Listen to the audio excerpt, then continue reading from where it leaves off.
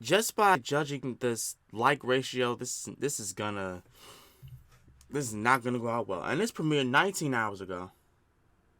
What is going on, you guys? This is your truly Master Ryo Sakurai here. It looks like I'm tighten this. But anyway, so this just came out. My friend had sent me this link, and I'm gonna be honest with you.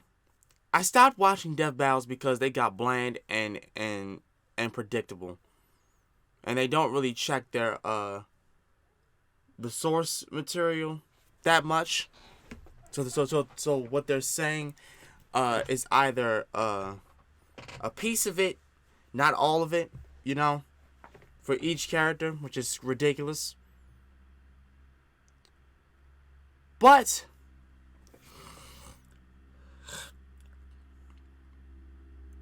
despite that, this is Miles Morales versus Static. Marvel Spider-Man vs. DC Static Shock. Which, honestly, I don't even understand how you can have them fight to the death. Because, if anything, those two, they will probably team up. But, that's here or there. Alright? We're going to do this.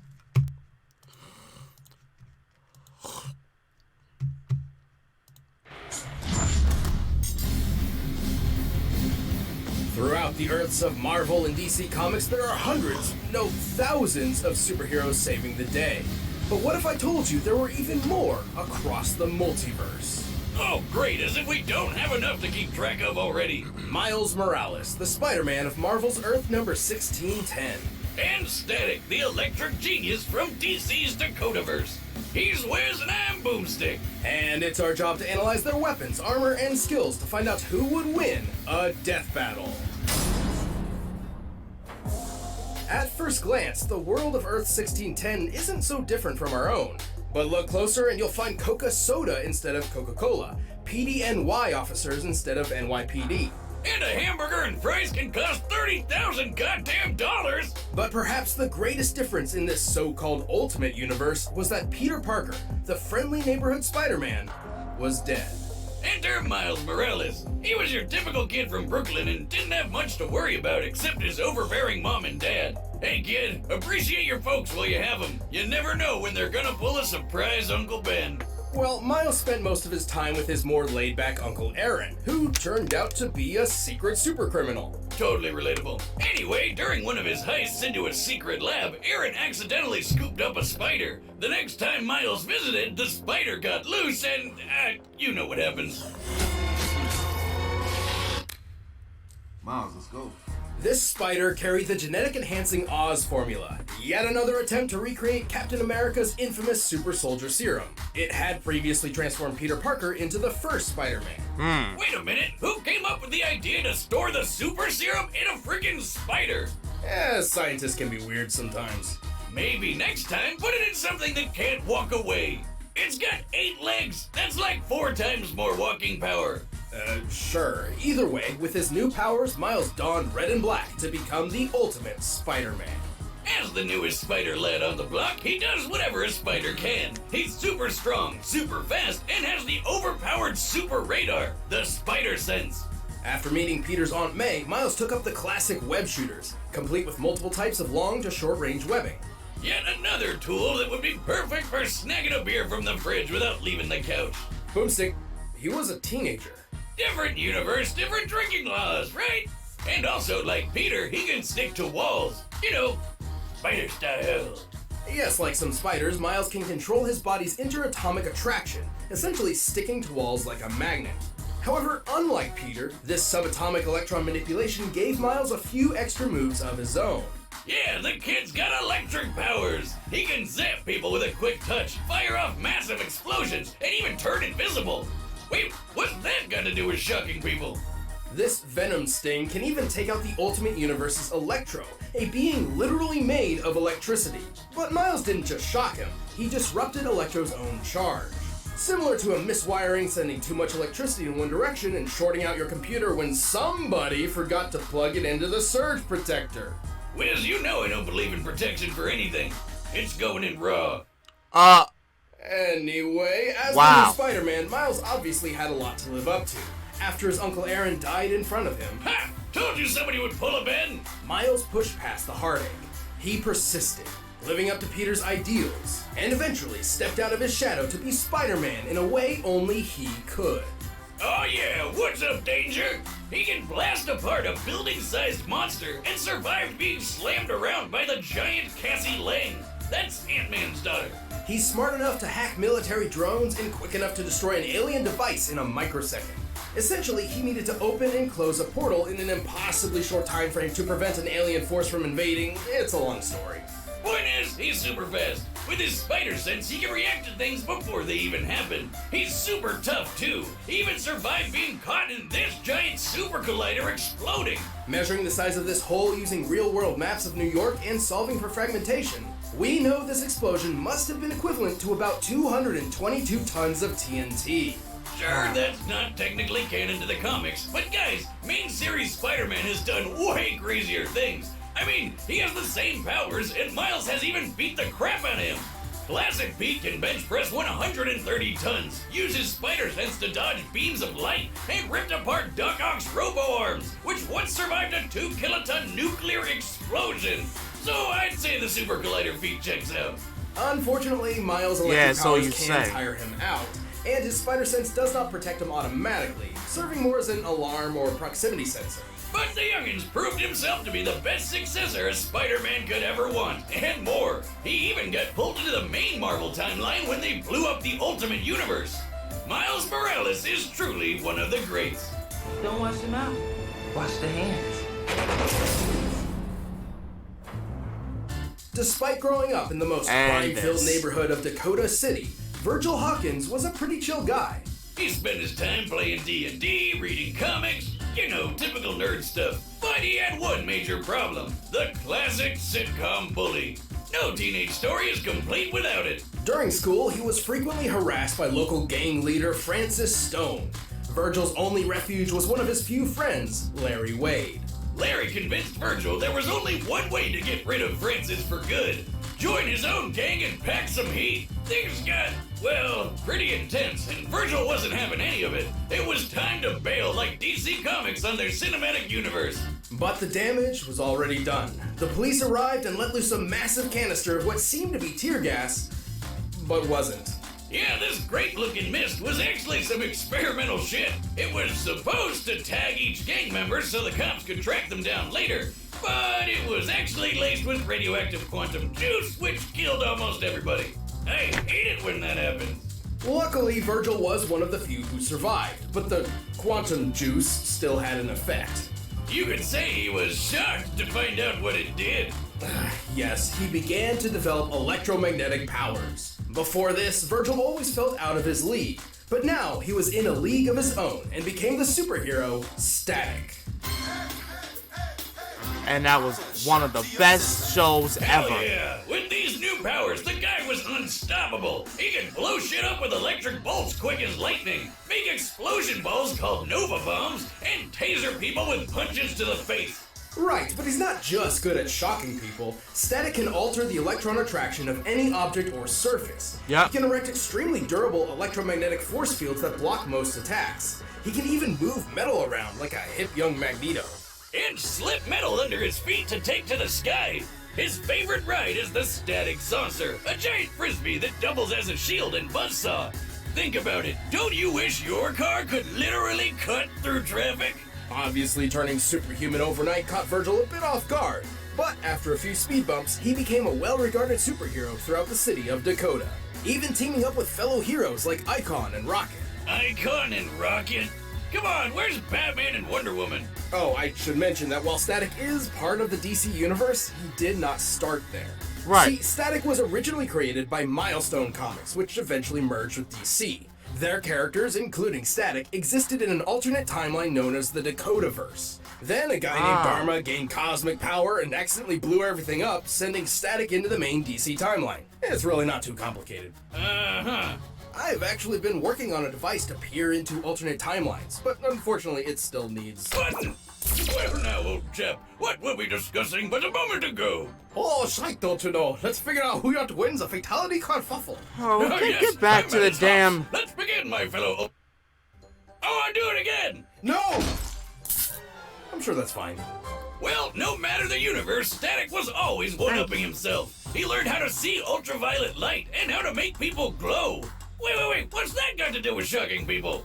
That would be his ability to detect bioelectric auras. Static can also create power-draining Wow. plasma coils, disrupt the electrical impulses of others, and empower or heal himself by draining energy from outside sources. He can literally reattach his severed arm with shock power. I'm not even joking. Look at this. Since when could electricity do that? Clearly, Static Wow. has a lot of power at his beck and call. He can survive building-sized kabooms, Wow. lift hundreds of tons, and once turned this huge chunk of ice into slush in just a couple seconds. Based on the size of the ice and the required change in temperature for such a feat, Static must have output energy equal to 180 tons of TNT. He's quick enough to intercept lasers confirmed to be beams of actual light, which is pretty darn fast. And in the cartoon, he actually shoved some quantum juice in some lockers and launched them out of orbit. These are typical school lockers, which can weigh up to 30 pounds each. And fit approximately one nerd. To throw 3 of these into space, they need to be moving nearly 3,000 times faster than sound, requiring a throwing force equal to 4 kilotons of TNT. Damn! Okay, sure, that's not canon to the comics, but his electromagnetism could play tug of war with Superboy's telekinesis, which can lift 4 million tons. I'm not sure Static can go that far, but if he's anywhere close, it's still higher than throwing some lockers around. Though, despite Static's incredible power, insulators are his kryptonite, and he can run out of juice if he pushes himself too much. But the guy's one of the coolest superheroes who rarely got his time to shine. Right. Heck, he was good enough to join the Justice League. I think even Virgil himself was shocked to see how cool he really was. Miles Morales and Virgil Alright, the Hawkins combatants are set. good We've heroes. run the data through all I don't care who possibilities. wins this. But first, all I this don't talking care. has made me hungry for Blue Apron. Getting healthy. They've been talking about Check this out stupid this week's Blue menu Apron and get shit 60. for a long time. Let's go. Enough. Let's go. Might want to hear about that Blue Apron shit. Whoa! Watch where you're aiming. I got places to be tomorrow. For real? You attack me! Well, I got more than one electric psychopath to keep track of that. Whoa, whoa, whoa, whoa, whoa!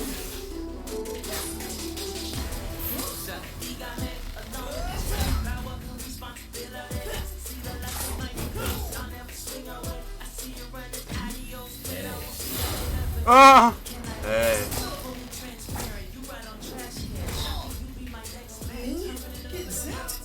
I call that the sugar touch. And I call this my taser punch.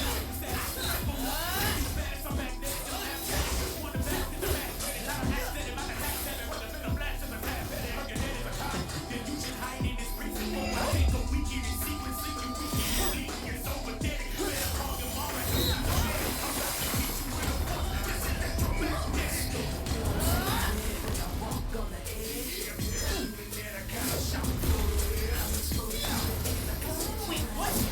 Keep thinking, keep thinking.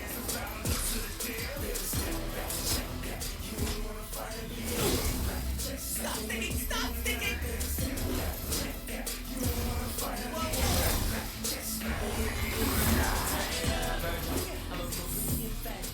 Come on out, Spider Boy. No more flying these days. Shoot!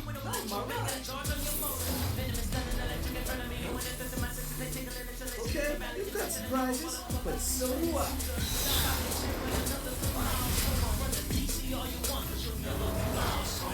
Oh shit.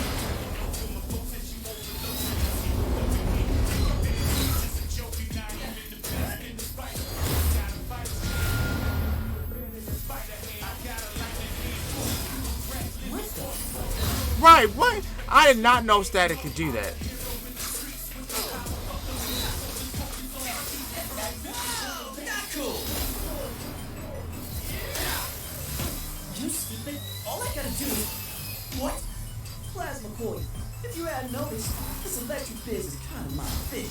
Aw, man.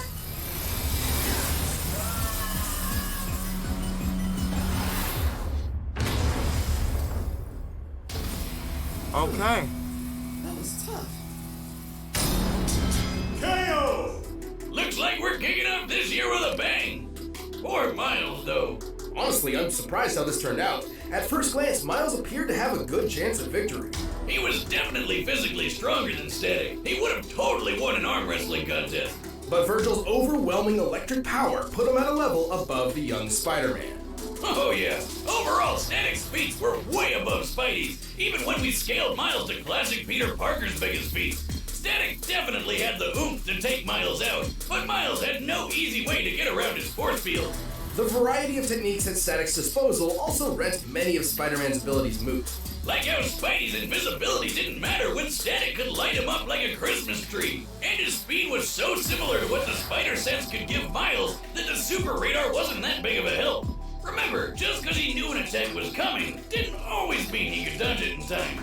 And, well, shockingly, Static only needed to hit him once. See, his electromagnetic manipulation gave him control over Miles' wall crawling and other abilities. As soon as he got a hold of Miles' bioelectric aura, it was basically all over. But hey, Miles and all the other Spider-Men fight Electro all the time and they have no problem dealing with him. Why was Static any different? Simply put, every iteration of Electro pales in comparison. He has no feats of power that come even close to Static, and frankly, he's an idiot. He is. This was a fascinating matchup, but oh no, not again! Yay! Mr. Morales put up a very good show, and yet Mr. Hawkins had him outdone in breath. Oh, he was just miles ahead of him, don't you know? The victor is Static. Right. Now, Hey, thanks for checking out the premiere of Season 7 of Death Battle. If you want the battle music for yourself, you can get it by clicking the link down below. And, hey, the card game is back in stock, so check that out on store.richdeep.com. what's the next one? Oh yeah, that.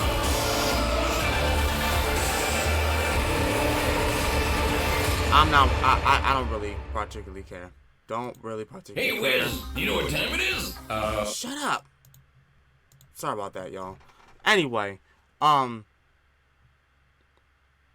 he's right about Static, but there's one thing that they don't know. Well, not that they don't know, that they didn't bother to point out in this whole death battle. Static would never kill somebody with his powers. He would never kill. He would never make somebody spontaneously combust with their left. He would never kill Miles. So there's that. If anything, I like he would incapacitate him, but he wouldn't kill him. Other than that, this was an okay video. They had touched some points about Miles Morales, about Static Shock. I'm glad they did that. So anyway, let me know what y'all think down below about this whole battle. It could have went either way, but Static obviously had the upper hand because of his overwhelming power with electricity. Until then, this has been Master Ryo Sakurai, and I'll see y'all again next time. I'm out here. Peace.